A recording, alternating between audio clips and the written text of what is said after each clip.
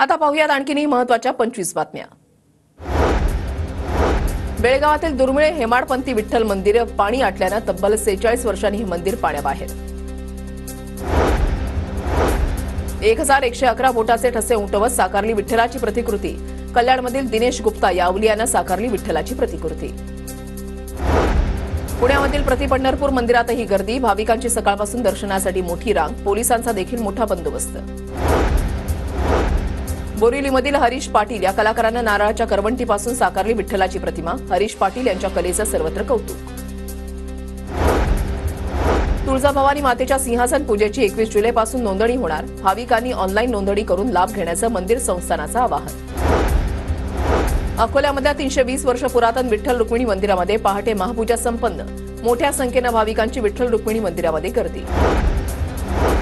प्रतिपंढरपूर म्हणून ओळख असलेल्या शेगावमध्ये आषाढी एकादशीच्या निमित्तानं भाविकांची गर्दी, संत गजानन महाराजांचा दर्शनासाठी भाविकांच्या रांगा। कोल्हापूरचे कला शिक्षक सुरेश गावडेंनी आषाढी एकादशीच्या निमित्तानं रंगीत खडूंच्या माध्यमातून साकारलं विठुरायाचं चित्र। कृषी अभ्यासक्रमाच्या प्रवेशाला सीईटी कक्षाकडून मुदतवाढ, अर्ज भरताना अनेक अडचणी येत नसल्यामुळे 22 जुलैपर्यंत मुदतवाढ। पुणे विद्यापीठाची संलग्नता न घेताच विद्यार्थ्यांना प्रवेश, सर्व उच्च शिक्षण संस्थांना 31 जुलैपर्यंत हमीपत्र सादर करण्याचे निर्देश। पिंपरी चिंचवडमध्ये डेंग्यूचा प्रादुर्भाव, 17 जणांना डेंग्यू, 72,767 घरांची तपासणी, तर 242 जणांवर दंडात्मक कारवाई करून 8,15,000 रुपयांचा दंड वसूल।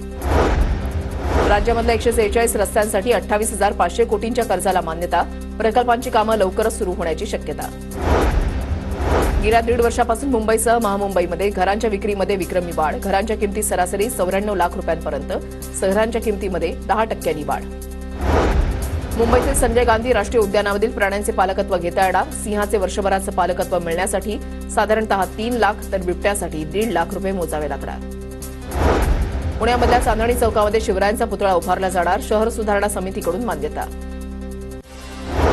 पुण्यामध्ये आता मुंबईप्रमाणे डबल डेकर बस येणार, पीएमपीएमएलए संचालकांच्या बैठकीमध्ये बस खरेदीस मान्यता, 20 डबल डेकर बस पुण्यामध्ये आणण्यात येणार। पिंपरी चिंचवडमधील पालिकेच्या 25 शाळा मुख्याध्यापकांविना, शिक्षकांवरील दुहेरी जबाबदारीचा व्यवस्थापनावर परिणाम। माडाच्या मुंबईतील पीमेच्या घरांसाठी आता वार्षिक 6 लाखांची उत्पन्न मर्यादा, आगामी सोडतीमध्ये नवीन नियम लागू, इच्छुकांना दिलासा। तोळजा कारागृहातील कैद्यांच्या हालचालींवर कॅमेऱ्याची नजर, कारागृहातील 2,968 कैदी आणि बंदींच्या हालचालींवर लक्ष असणार।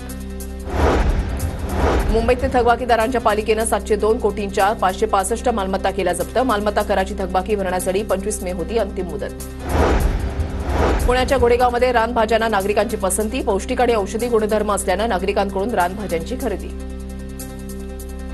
ठाण्यामधल्या बदलापूरचं बारवी धरण 43% भरलं, दरवर्षीच्या तुलनेमध्ये यंदा हे धरण लवकर भरण्याची शक्यता।